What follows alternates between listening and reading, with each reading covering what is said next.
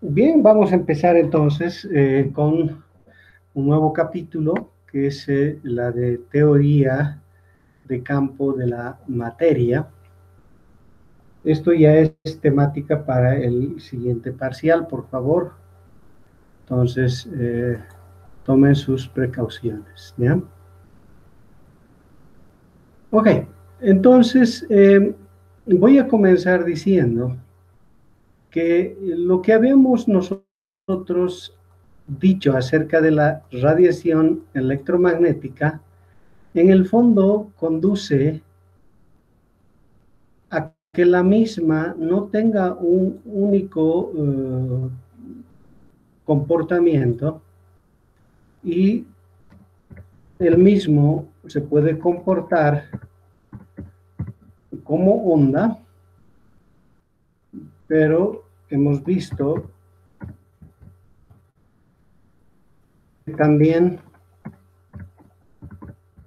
como partícula, ¿verdad? Entonces, este mismo objeto, que es la radiación electromagnética, puede ser, si ustedes desean,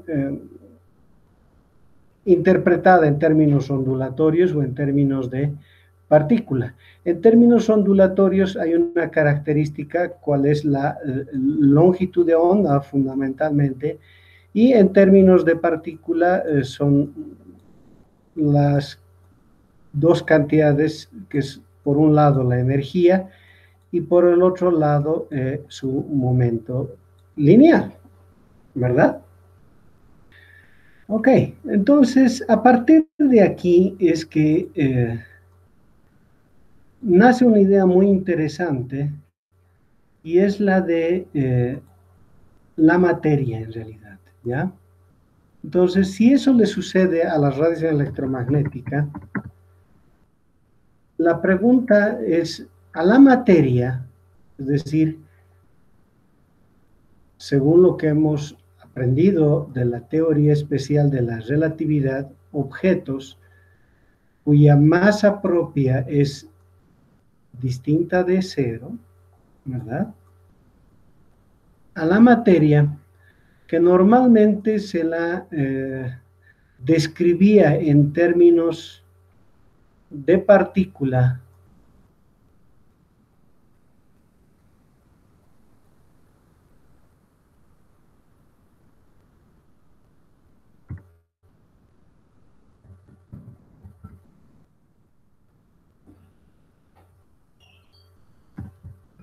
la pregunta obvia es, ¿será que nosotros podemos pensar en términos de onda? Fíjense esto, ¿ah? A esto que se conoce simplemente como dualidad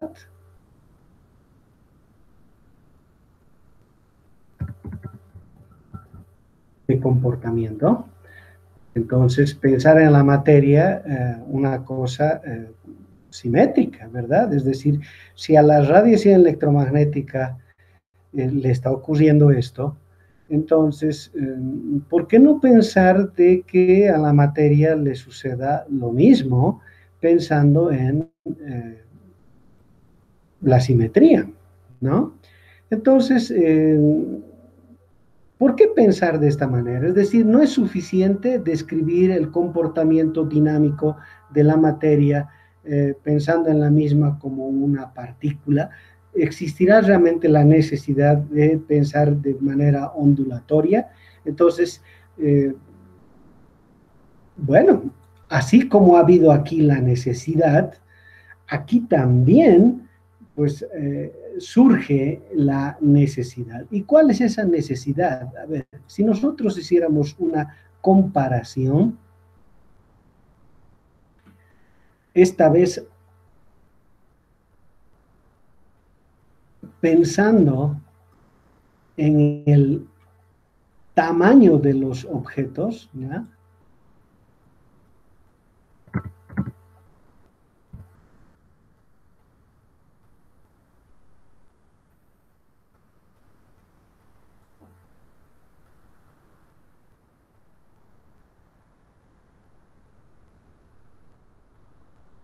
Cuando pensamos en la materia desde el punto de vista de las partículas, pues normalmente hemos hecho aquello en la región a partir de un cierto tamaño en adelante. Es decir, si nosotros consideramos la variable tamaño ahora, todo lo que hemos nosotros desarrollado fundamentalmente ha sido en la región de tamaños grandes, es decir, si ustedes desean, el macromundo, ¿no? Esta zona es el macromundo.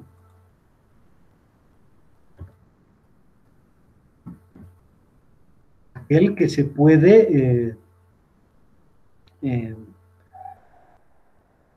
percibir ya sea a simple vista o con ayuda de algún instrumento, digamos, como una lupa o un microscopio, pero un microscopio óptico, ¿no? Entonces, toda vez que nosotros queremos describir el comportamiento de la materia, normalmente lo hacíamos en esta región. Así como en el caso de la radiación electromagnética, normalmente se lo hacía en región donde la longitud de onda era muy grande. Lo mismo sucede aquí, es decir, cuando pensamos nosotros en la variable tamaño de nuestros objetos, todo funcionaba muy bien, es decir, comportar a la materia como partícula en esta región de partículas, es decir, de objetos que tienen tamaños grandes a partir de un tamaño, digamos, esto representaría el micromundo, ¿no? Esto aquí, pues, esta zona acá representa el micromundo.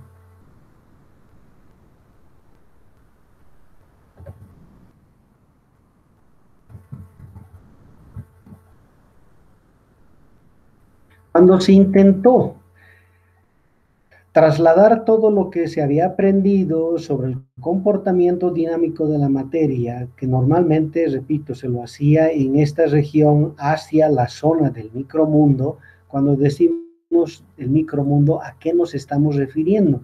En la actualidad estamos haciendo referencia a las partículas fundamentales, estamos hablando nosotros de los núcleos, de los átomos, de las moléculas, macromoléculas, digamos, ¿no? Ese es el micromundo en cuestión. Entonces, pues comenzaron a fallar las cosas, es decir, que lo que esperábamos que suceda, que lo que nos decía la teoría acerca del comportamiento de las partículas viviendo en esta región, pues no daba resultados concordantes con la experiencia. Entonces,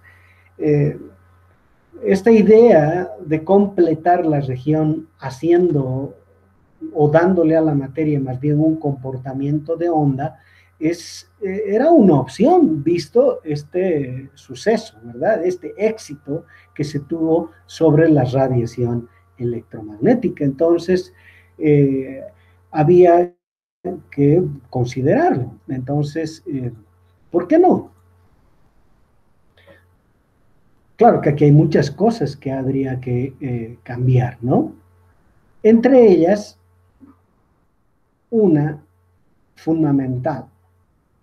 Nosotros, toda vez que describíamos la materia en términos de partícula o de corpúsculo, lo hacíamos usando lo que nosotros le llamamos el determinismo, ¿verdad?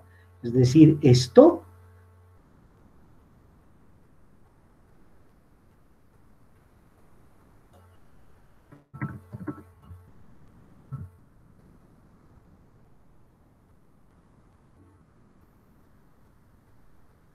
daba lugar a lo que llamamos como determinismo. ¿Qué quiere decir eso? Estábamos acostumbrados, por ejemplo, a lo siguiente.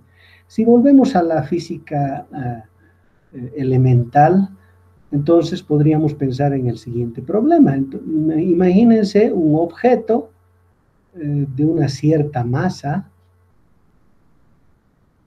que va a ser disparado desde una cierta altura en un instante de tiempo, digamos, T sub 0 en una región donde hay gravedad. Entonces, ¿a qué estábamos acostumbrados? Una vez que se daban las condiciones iniciales y las fuerzas que actuaban sobre la partícula, el determinismo marca lo siguiente, es decir, inevitablemente tendremos nosotros que conocer lo que vaya a ocurrir con la partícula para cualquier instante de tiempo posterior, que quiere decir que esta trayectoria era algo inevitable, que quiere decir que había un determinismo sobre las cosas que iban a ocurrir. Esto iba a ocurrir con un 100% y cualquier otra cosa, pues definitivamente no iba a ocurrir. ¿Qué otras cosas además en el determinismo? Nosotros sabíamos que en un tiempo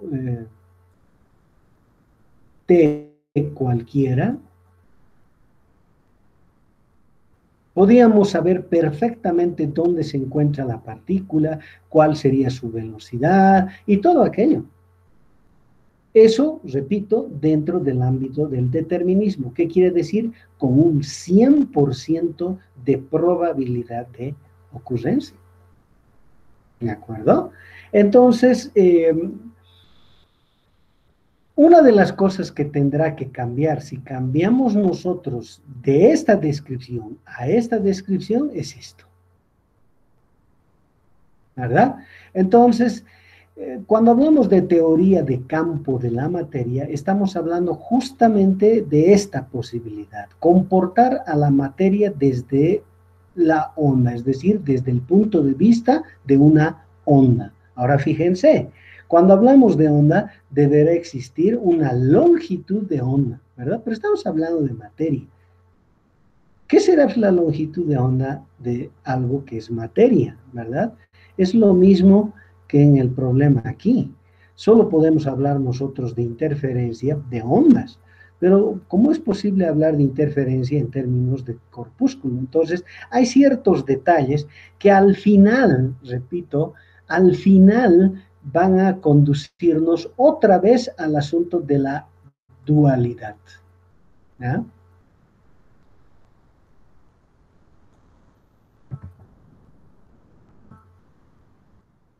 Es decir, que si aceptamos dualidad en la radiación electromagnética, finalmente vamos a tener que aceptar también dualidad cuando hablamos del comportamiento de la materia. Es decir, se comporta como partícula, pero también como onda, en una dualidad, corpúsculo ondulatorio. ¿De acuerdo? Entonces, de este detalle es que nos vamos a ocupar fundamentalmente en este capítulo. ¿Hay alguna pregunta?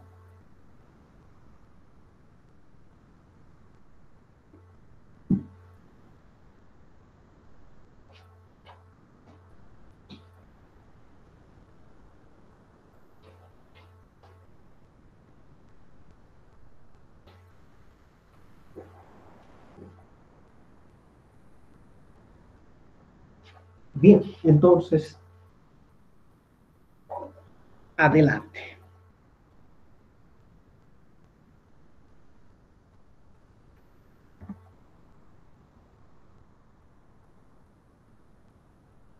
Lo primero,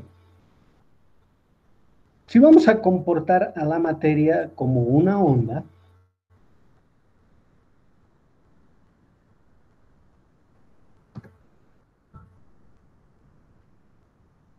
¿cómo es esa onda? Creo que existen dos caminos, ¿verdad? Es decir, dos opciones. ¿Cuál? Una onda de este tipo, no he podido hacerlo más simpático, pero ahí está, entendemos. ¿Qué quiere decir esto del tipo seno o coseno, ¿no?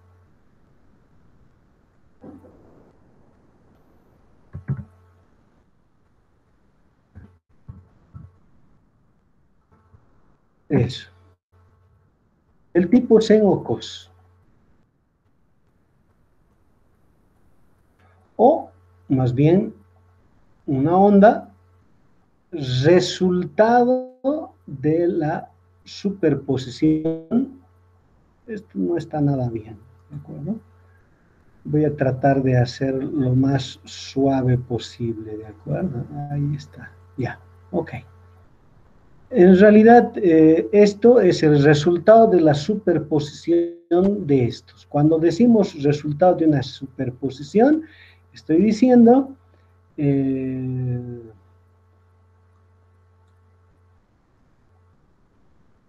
una suma discreta de funciones tipo sen o una suma continua de funciones tipo sen, ¿no?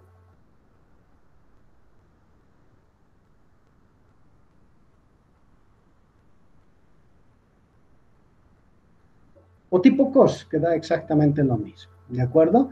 A estos que se conocen como paquetes de onda, ¿ya? Esta es una onda senoidal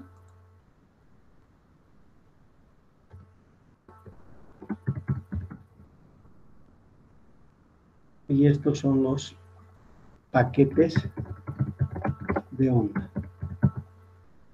o grupos de onda.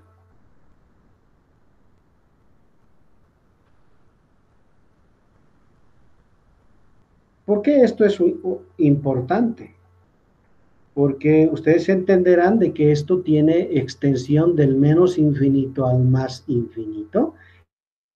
En cambio, esto tiene una localización en una región del espacio, es decir, importante acá y prácticamente cero a otros lados, ¿verdad?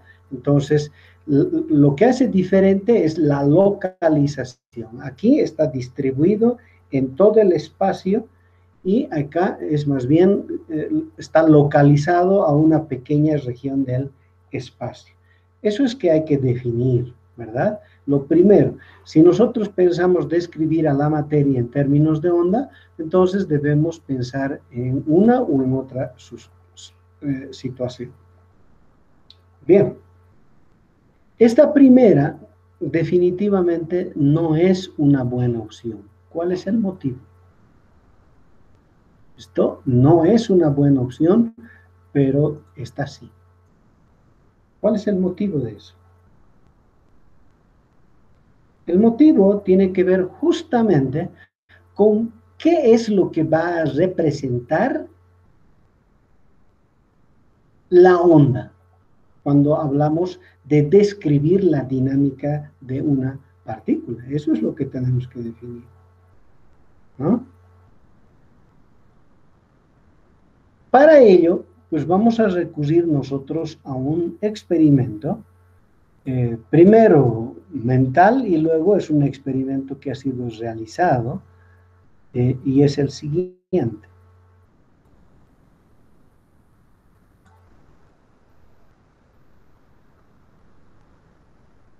¿Recuerdan ustedes la difracción de Fraunhofer a través de una rendija? Bueno, vamos a hacer lo mismo, solamente que con partículas, digamos, electrones, ¿de acuerdo? Entonces, ¿qué vamos a hacer?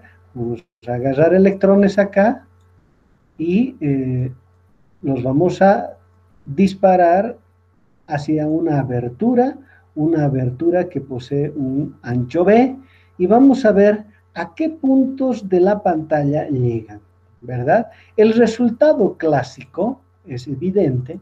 Esto significa que cuando nosotros hayamos disparado a los electrones en esta dirección, deberíamos nosotros esperar un único resultado y es este, ¿verdad? Que las partículas pues lleguen acá en la pantalla.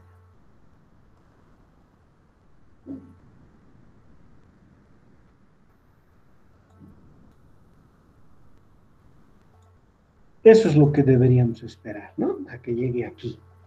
Claro, esto dependerá del cuán fino es el haz.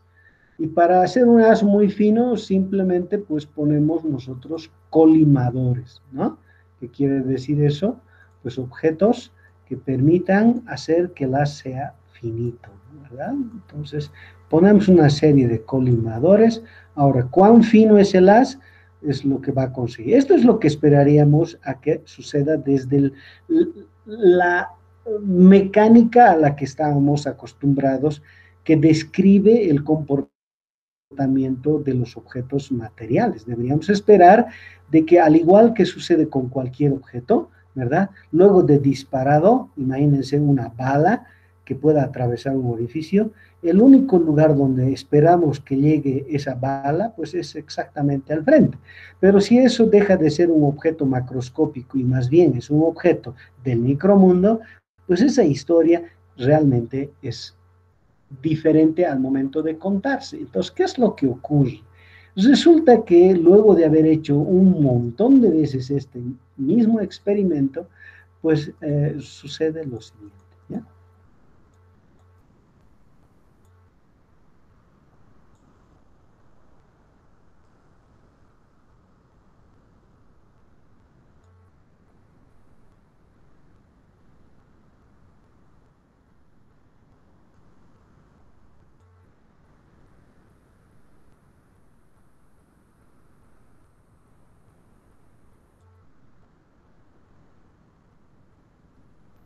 Algo así. Entonces, ¿qué es lo que está diciendo? Esto está diciendo, en realidad,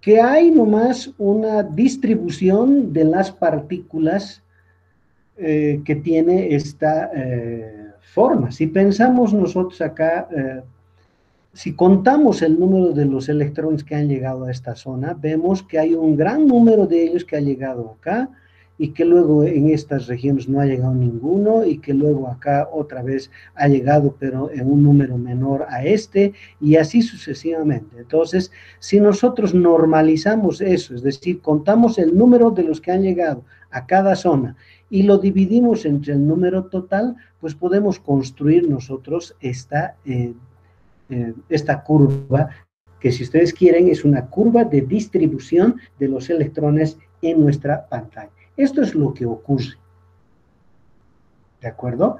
Esto es lo que ocurre. Entonces, eh, hay preguntas que hay que contestar, ¿no? A este problema se le conoce como la difracción de electrones, ¿ya?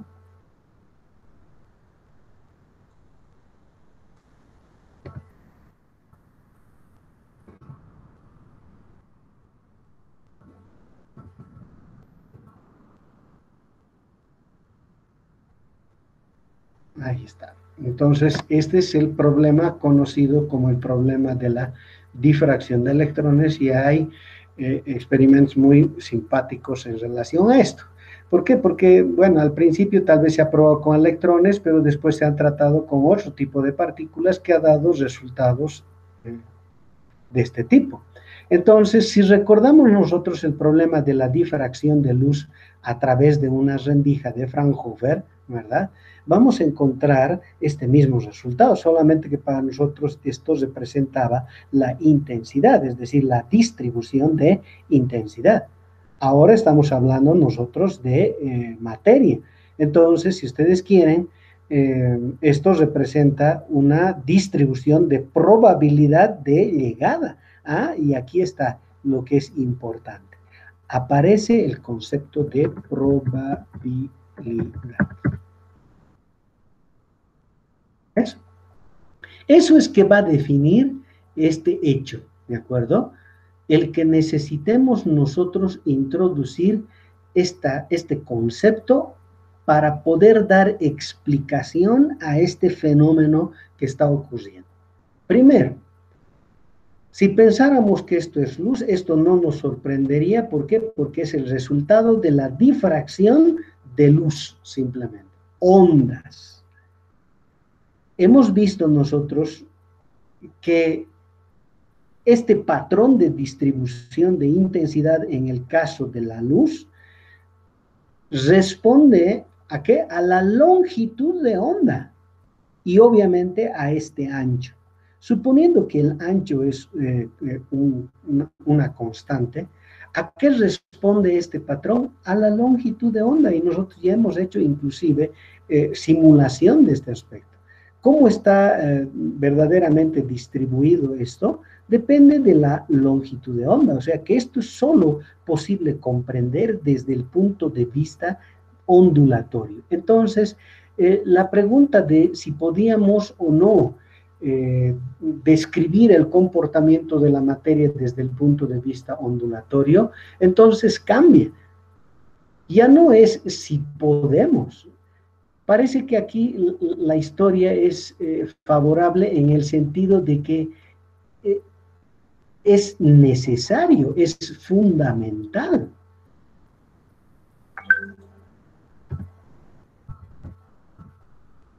Describir a las partículas materiales desde el punto de vista ondulatorio. No nos queda otra, porque esto no sería posible comprender desde la idea de partícula.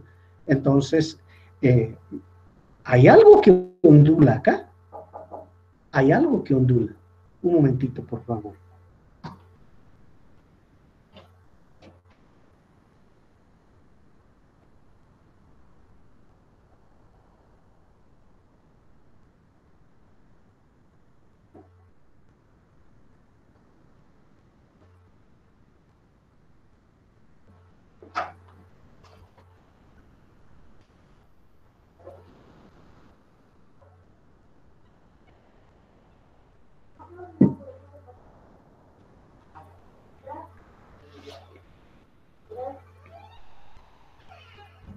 Entonces, volvemos al asunto.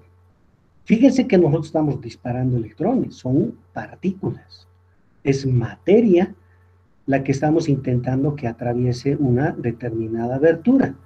Lo esperado es que esas deberían impactar en nuestra pantalla todos en esta región, pero el resultado que se encuentra es este, que si nosotros comparamos con el caso de la luz, solo tiene una explicación si hay ondas involucradas en este problema. Entonces, esto ya no es una opción, sino que la única manera de dar una explicación a esto que se está observando es a partir de la idea de que hay algo que ondula. ¿Ah? Entonces, si pensamos de esa manera, no hay ningún problema.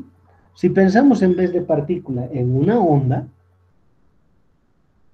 entonces no hay ningún problema. Esa onda se difracta y tenemos una distribución de intensidad de la onda en la pantalla y puntos resueltos. Pero sabemos que son electrones, sabemos que es materia, sabemos que los mismos impactan en la pantalla.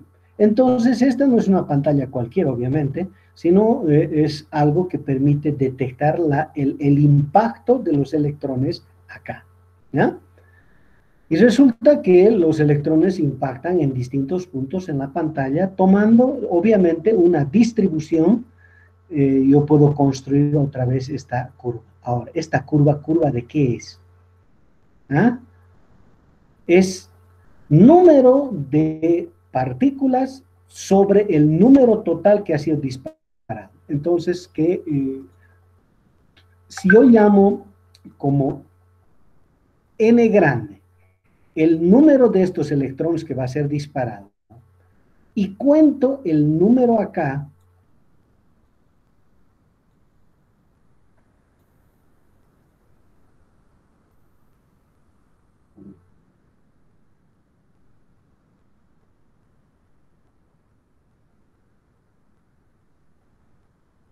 y contamos ese número ahí, y yo le llamo, digamos, N1, ¿verdad? Y ese número lo divido entre este N, pues me va a dar una probabilidad, ¿ah? Me va a dar una frecuencia, si ustedes quieren. Entonces, si yo diagramare N1 sobre N, En función de los puntos de la pantalla, este como el punto central, entonces, ¿qué encontrar? Encontrar la distribución a la que estábamos nosotros acostumbrados en el caso de la luz, encontráramos esta curva. ¿Ah? Ahora bien, si se tratara de ondas, no habría ningún problema. Esto sería intensidad en función del ángulo de llegada, ¿verdad? Si nosotros pensamos en esta como la dirección original y pensamos en un ángulo definido como el ángulo de llegada, ya sabemos, ¿verdad? Esto tiene que ver en función del ángulo. Antes habíamos visto que era B seno de este ángulo dividido lambda, ¿verdad? Ajá, así era. Pero ahora son partículas. Entonces, ¿qué representa esto? Son partículas que han llegado acá, acá, pero no han llegado en estos puntos. Ya no es intensidad de luz. ¿Qué representa esto? Si ustedes desean, esta curva representa una densidad de probabilidad. ¿Ya? La curva, esta de acá, es la densidad de probabilidad. ¿De qué? De llegada de las partículas a la pantalla.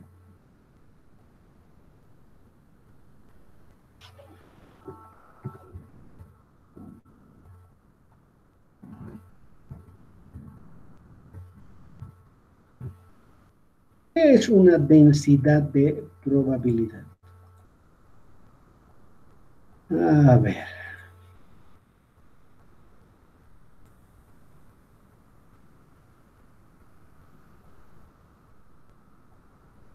Tal vez podríamos nosotros hacer eso ahora.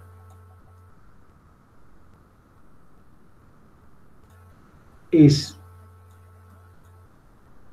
probabilidad por unidad de volumen. Eso es. Probabilidad por unidad de volumen. Acá P es la probabilidad, por favor. ¿Ya? Esto.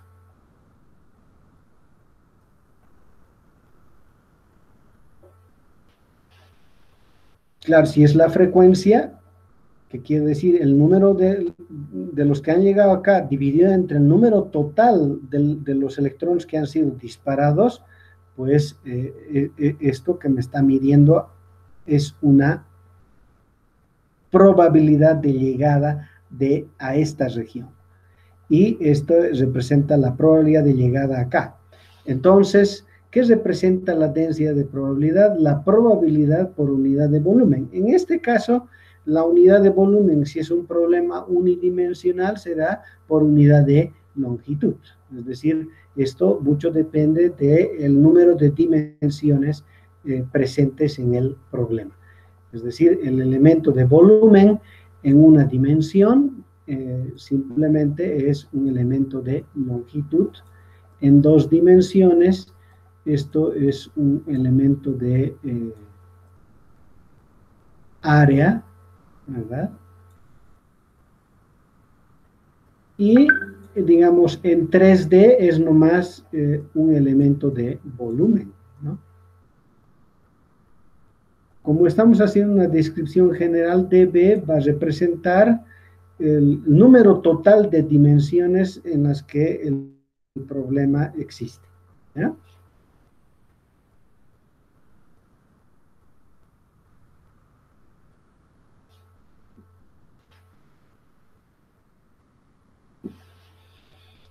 Ahora bien,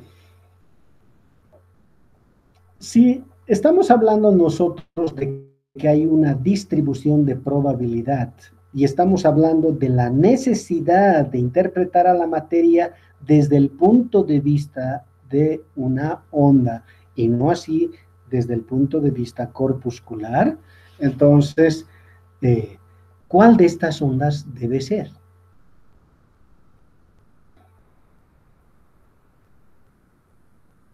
Es evidente que esta no. ¿Por qué? Porque si nosotros asociamos a esta partícula una onda de este tipo, ¿ah? Fíjense que acá, esto de alguna manera tiene que ver con la amplitud de la onda llegando acá, ¿ah? La amplitud o el tamaño. Si hablamos nosotros de una onda de este tipo, estamos haciendo, si nosotros elevamos, digamos, al cuadrado esta función, al cuadrado de esa función, si esta es la función tipo sen o tipo cos, al cuadrado de esa función simplemente son estas cosas, ¿verdad? ¿Qué significaría en el fondo? Que en todos los puntos del espacio la probabilidad de hallar a nuestra partícula es exactamente la misma, ¿verdad? Y estamos viendo que no es así. Entonces resulta, ya para que ustedes lo comprendan un poco más simple, voy a abandonar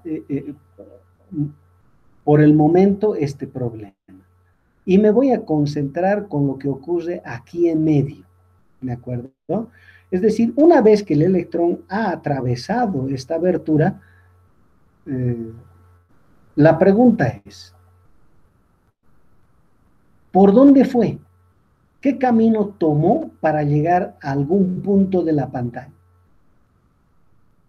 Es evidente que no hay un solo camino que esta partícula puede tomar para ir a algún punto de la pantalla. ¿Ah? Porque a priori nosotros no sabemos cuál de estos electrones va a llegar aquí, cuál de ellos va a ir allá y así sucesivamente. No sabemos. Simplemente sabemos que de un número n de ellos que ha salido, hay un cierto número de ellos que ha llegado aquí, otro que ha llegado acá y así sucesivamente. Es lo único que sabemos, ¿verdad? Entonces, ¿qué resulta? Que si nosotros vamos a describir el movimiento de estos desde el punto de vista ondulatorio, pero esta es la onda que describe a este electrón, pues estamos diciendo que todos los caminos tendrían igual posibilidad o igual probabilidad. ¿Y por qué es eso? Fíjense que como todos los puntos del espacio prácticamente tienen la misma probabilidad cuando describimos de esta manera, significaría de que la intensidad en todos los puntos tendría que ser exactamente la misma, ¿verdad? Es decir, podría llegar aquí, aquí o donde sea, pero con la misma distribución de probabilidad. ¿De acuerdo? Por lo tanto, no es posible. A ver, otro ejemplo más concreto de esto. Imaginemos nosotros que nuestra partícula se está moviendo en una línea recta en el espacio. ¿Ya? Digamos, este es el eje X. En un cierto instante de tiempo t sub 0, nuestra partícula ha salido de aquí con una cierta velocidad. ¿Ah? Está saliendo de aquí. Si nosotros pudiéramos describir con una onda de este tipo, significaría que un tiempo t más grande que t sub 0, la probabilidad de que nuestra partícula se encuentre aquí es la misma de que se encuentre acá, o acá, o acá, o en cualquier otro punto. ¿Por qué? Porque como esta onda tiene distribución del menos infinito al más infinito, entonces la probabilidad de encontrar a nuestra partícula en cualquier punto sería exactamente la misma. Y eso no es cierto. Esto definitivamente no es cierto. ¿Verdad? Pero ¿qué sí es cierto? Lo que sí es cierto es que esta partícula que ha sido disparada de esta forma en un determinado instante de tiempo está por algún lado. ¿Ah? Está por algún lado, digamos por acá. No sabremos exactamente dónde está, pero está por algún lado. Lo que sí sabemos es que definitivamente no está por otros lugares. Por lo tanto, no puede ser una onda de este tipo. Bueno, existen otros argumentos. Y entre ellos es que la velocidad con la que se mueve una onda de este tipo se conoce, por ejemplo, como la velocidad de fase. ¿De acuerdo? En cambio, la que se mueve, en este caso, se llama velocidad de grupo. Y resulta que cuando hablamos de una partícula, la velocidad de fase no es igual a la velocidad de la partícula. En cambio, la velocidad de grupo sí es igual a la velocidad de nuestra partícula. Entonces, ¿qué es lo que ocurre? Imaginemos un electrón que se está moviendo a una cierta velocidad. Si nosotros queremos comportar a ese electrón como onda, lo mínimo que esperamos es que la onda se mueva con la misma velocidad con la que se mueve la partícula. Pero resulta que cuando calculamos la velocidad de fase de esta onda o la velocidad de propagación de esta onda, que se conoce como la velocidad de fase, no es igual a la velocidad de la partícula. ¿Y cómo es que sabemos esto? La velocidad de fase es el producto de la longitud de onda por la frecuencia de la onda. O, si multiplico por 2pi y divido entre 2pi, ¿qué me va a dar? Me va a dar omega dividido entre k. Así es como puedo calcular la velocidad de fase. Y si hablamos de la partícula, y es una partícula moviéndose de manera libre, su energía es simplemente la energía cinética. Es que quiere decir que es P al cuadrado sobre 2 veces m, donde m es la masa de la partícula, ¿cierto? Ahora, fíjense que estoy yo usando la constante de Planck barra, puedo escribirlo de esta forma.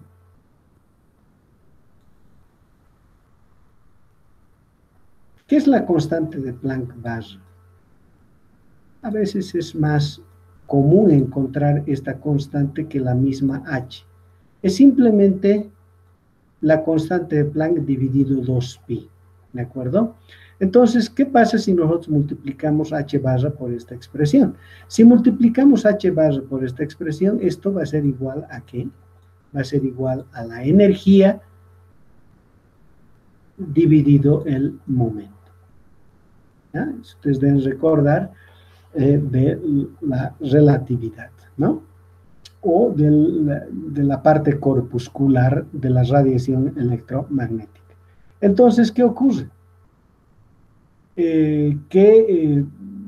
Yo puedo sustituir esta E en esta expresión y ¿qué voy a encontrar? Que la velocidad de fase va a ser igual a P dividido 2m. Como P es el producto de la masa por la velocidad de la partícula, entonces me va a dar velocidad de la partícula dividido 2. Por eso es que yo estoy diciendo que la velocidad de la onda no es igual a la velocidad de nuestra partícula. Está saliendo que la velocidad de la onda es la mitad de la velocidad de la partícula. Esto definitivamente no puede ser, además del argumento que ya dimos anteriormente, ¿verdad? En cambio, la velocidad de grupo sí da, claro. ¿Cómo se calcula la velocidad de grupo de un conjunto de ondas? La velocidad de grupo se calcula como la derivada de E sobre P, ¿ya? O si ustedes quieren, la derivada de omega respecto de K. Entonces, cuando uno calcula la derivada de la energía respecto de P, va a obtener ¿qué cosa? P sobre M, ¿no? Y esto es igual a la velocidad de la partícula. ¿Ya? Entonces, por lo menos esta, que es un paquete, se está moviendo a la misma velocidad que la partícula en cuestión, lo que no ocurre con este tipo de onda. Entonces, otros criterios, además de este, sobre todo el criterio de la presencia de la partícula en un cierto lugar o en una cierta región del espacio, es lo que nos dice que no puede ser descrita por ondas de este tipo. ¿De acuerdo? Ahora, más adelante veremos que si nosotros obtenemos estas ondas por medio de ecuaciones diferenciales lineales, ¿de acuerdo?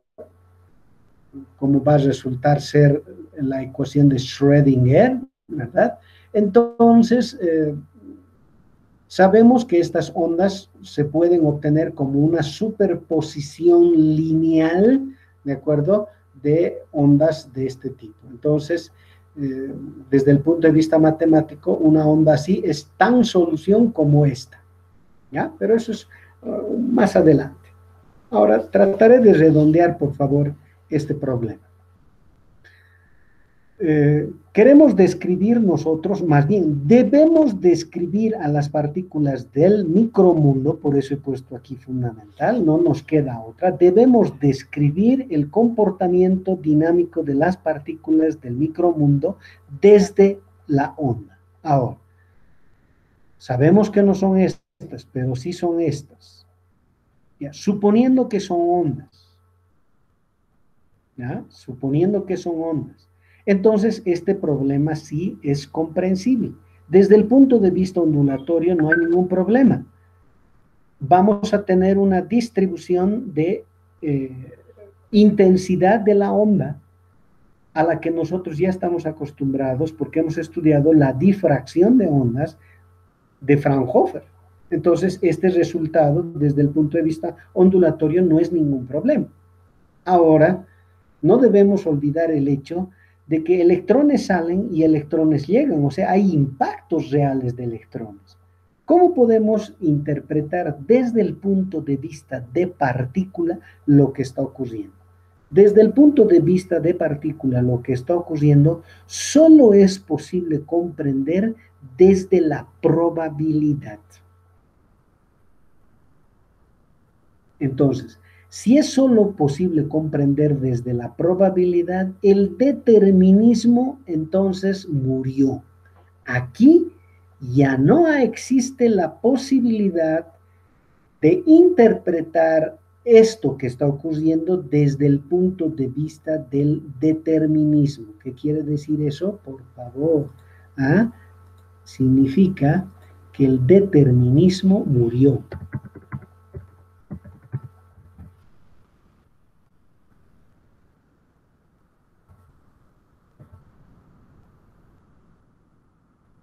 El determinismo acá sencillamente ya no es una opción. ¿Por qué? Porque el determinismo decía, igual que en el problema del proyectil que fue lanzado con una cierta velocidad inicial, desde una cierta altura, el determinismo nos decía exactamente qué es lo que debería ocurrir con la partícula en tiempos posteriores, ¿verdad? Y el camino era único. Las otras opciones no existían. Había una sola opción. ¿Ah? Había un solo y único resultado. Aquí no. Aquí hay varios resultados posibles. Como existen varios resultados posibles, entonces esto es como el juego de dados, ¿verdad?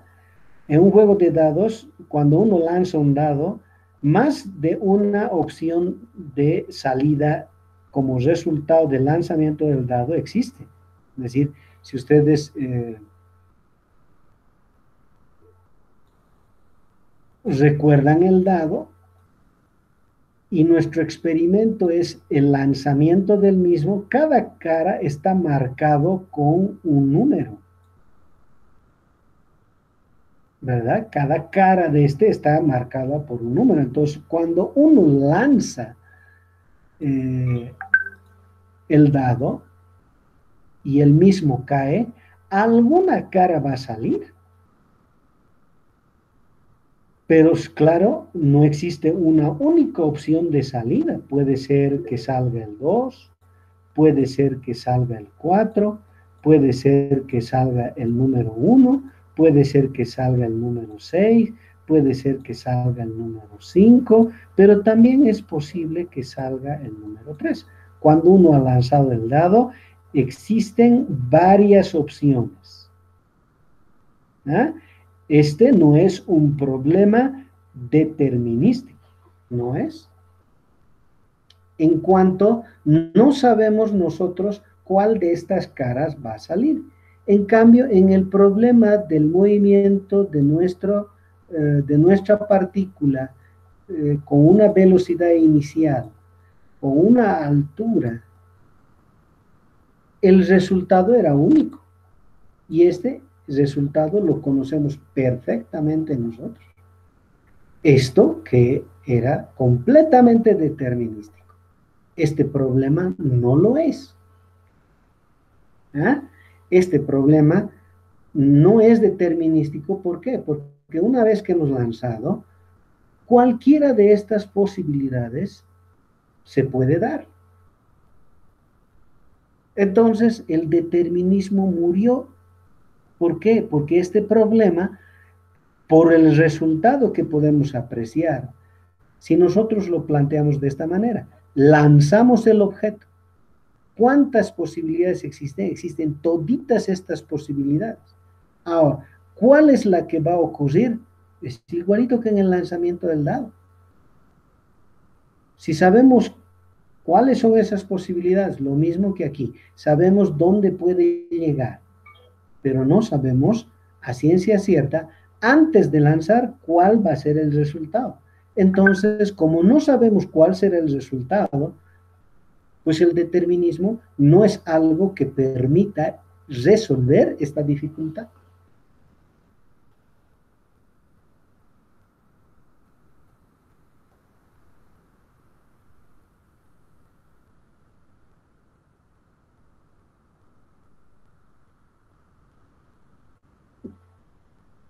Se dan cuenta, ¿no? Que este problema no deja lugar como respuesta al determinismo. Pero inmediatamente tal vez la respuesta es la probabilidad. Tal vez no hemos pensado si es que existen otras posibilidades, pero es una buena posibilidad. Tal vez es una situación como un dado, ¿verdad? Parece que esto es así. Entonces lanzamos el electrón y la pregunta es, de todas estas posibilidades, ¿cuál se dará? Para eso hay que dejar que el electrón sea disparado, lo mismo que acá. A priori no vamos a saber cuál va a salir, pero hay que lanzar. Una vez que se lanza, alguna de ellas es. ¿Eso qué quiere decir? Que si el electrón atraviesa esta abertura, no sabemos a qué lugar va a llegar, pero alguno de esas posibilidades indica que en algún punto va a llegar. Entonces, suponiendo que llega acá, es lo mismo equivalente a decir que salió el número 4. ¿Está bien? Suponiendo que ha llegado aquí, es lo mismo. Digamos, salió el 1. Suponiendo que ha llegado acá, ya, lo mismo, el 6. Pero otras opciones no están. Estas, en las cuales la intensidad es cero, son de probabilidad cero. Quiere decir, no hay ninguna otra. Solo existen ciertas posibilidades. Y como existen más de una opción, entonces hay una distribución de frecuencias o distribución de probabilidad. A eso se llama. ¿Ya? En este caso de los dados, nos dice que la frecuencia es idéntica para cada uno de estos números. O sea que la distribución de probabilidad es constante en este problema, ¿verdad? ¿Qué quiere decir? Que le asigna igual probabilidad a cada una de estas caras. O sea que para el 1 vale un sexto, para el 2 vale un sexto, para el 3 vale un sexto y así para todas ellas. ¿De acuerdo? ¿Ah? No es como en este caso. Si yo tuviera que hacer ese diagrama y pusiera para el 1 sería un sexto. Para el 2 sería un sexto otra vez. Entonces, todas las opciones tienen igual probabilidad. ¿Cuál sería el resultado? Que todas estas montañas tienen el mismo tamaño. Eso significaría, ¿verdad? Y como no existen otras opciones, entonces el gráfico sería una recta paralela a las opciones. Ok, pero es un asunto de probabilidad. Preguntas, por favor, si tienen.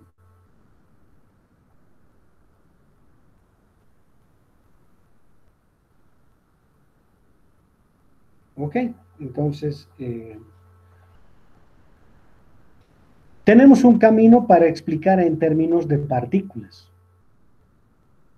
Y eso es usando la probabilidad. Pero estamos obligados nosotros a la onda, es decir, a la descripción dinámica de las mismas en términos de onda. Entonces, ¿qué relación tiene la probabilidad con las ondas? Y como estamos pudiendo ver acá, la intensidad es la que está definiendo esto que nosotros hemos llamado densidad de probabilidad. Fíjense, nosotros construíamos esto de esta manera. Decíamos, esto es directamente proporcional a la amplitud del campo eléctrico elevado al cuadrado. Entonces, bajo esa misma lógica, ¿ya? ¿Por qué? Porque esto se puede volver una igualdad introduciendo una constante. Entonces, la densidad de probabilidad va a ser simplemente el módulo cuadrado de la función que describe la onda. ¿De acuerdo? ¿Qué estoy diciendo? Esta onda tiene que ser descrita por medio de una función. A esa función que describe la onda se la conoce como función de onda. Igual que todas las ondas,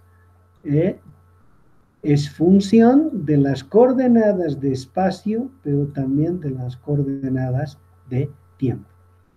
¿Claro?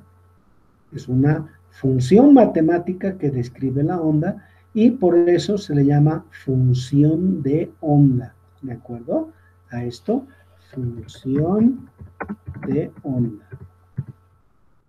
Sabemos también de las ondas que esto en general pertenece al plano complejo.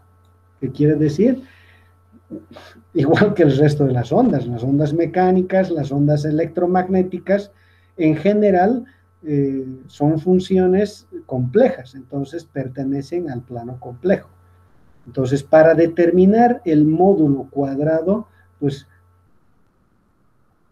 hay que sacar el módulo cuadrado en general de una función compleja. Entonces, esto es lo que estamos diciendo. La relación que existe entre la probabilidad y la función está descrita de esta manera. La densidad de probabilidad, por lo tanto, lo mismo que acá, es el módulo al cuadrado de la función que describe la onda. Ahí está. Ahí está todo armado.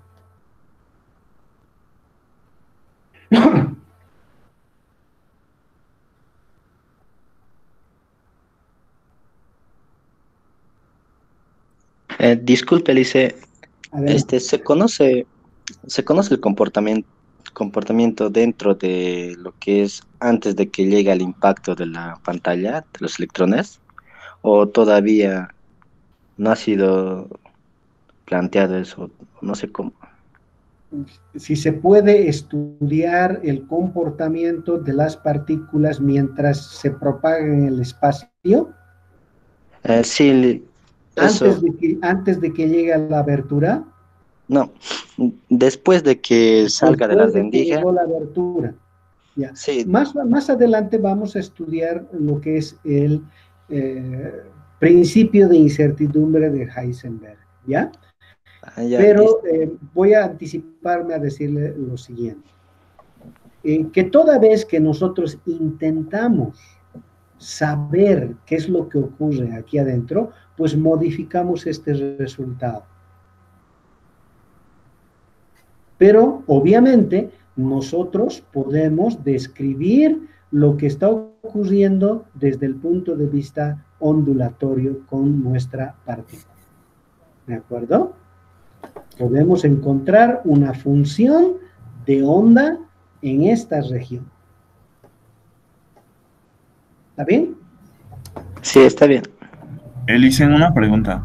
Si la materia es se podría decir que la materia también es onda, ¿verdad? Entonces, ¿y qué tipo de onda sería?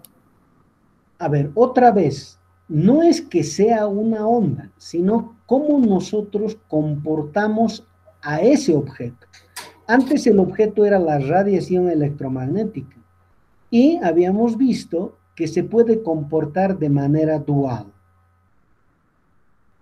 ¿verdad? Se comporta como onda, pero también como partícula. Lo mismo acá, estamos hablando de la materia.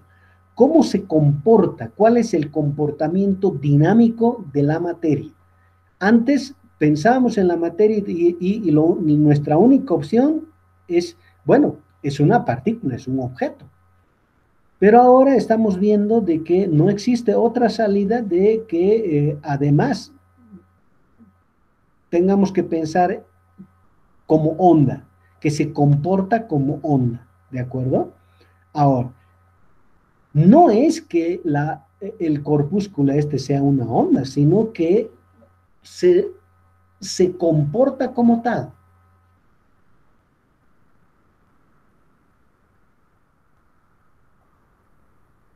Aló.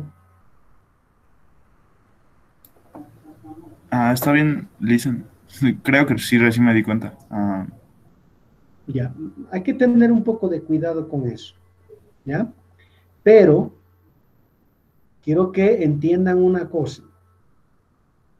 ¿Qué es lo que ondula? Lo que ondula, lo que está ondulando, tiene que ver con probabilidad. Entonces, mucho cuidado. Lo que está ondulando es la probabilidad. ¿Está claro? No ondula la materia. Pero si vamos a describir a la materia desde el punto de vista de onda, ¿qué es lo que ondula? Pues ondula la probabilidad. ¿De acuerdo? Antes, en el caso de la luz, ¿qué ondulaba? Ondulaba el campo eléctrico, ¿verdad? En este caso, ¿qué ondula? Ondula la probabilidad. ¿De acuerdo?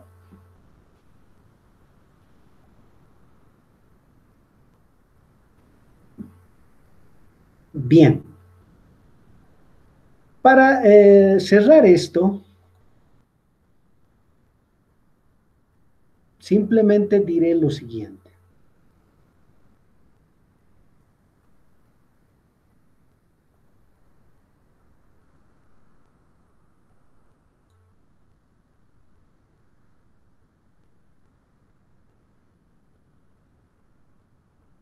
Que si nosotros despejamos el diferencial de probabilidad,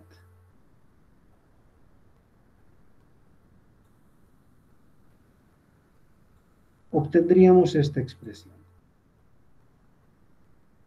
Que luego, integrado sobre todo el espacio, estoy hablando sobre todo B, que es la región de esto, repito, si solo fuera unidimensional, entonces sobre toda la longitud o sobre todo el área, sobre B, ¿de acuerdo?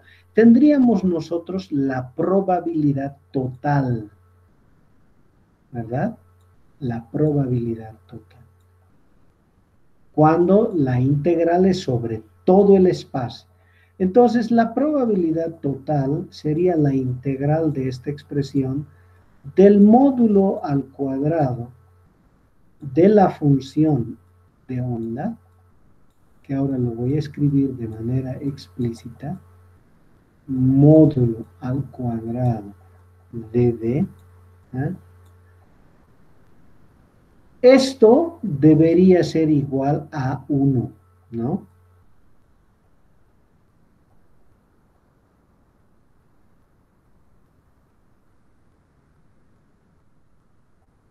Esto es que se conoce como la condición de normalización.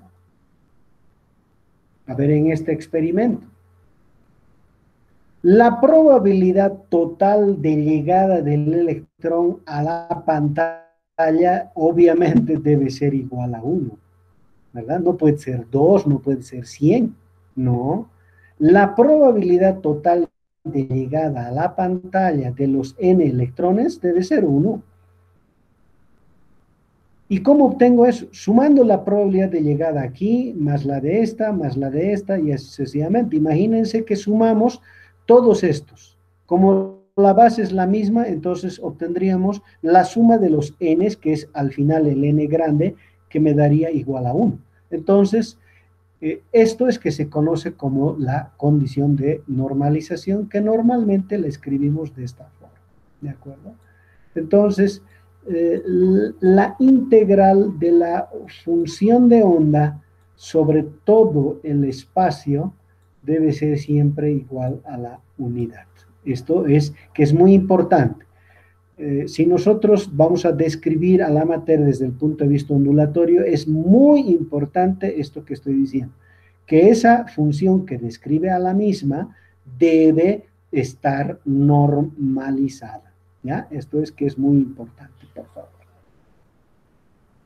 Ok, entonces con eso yo voy a cerrar la clase de hoy.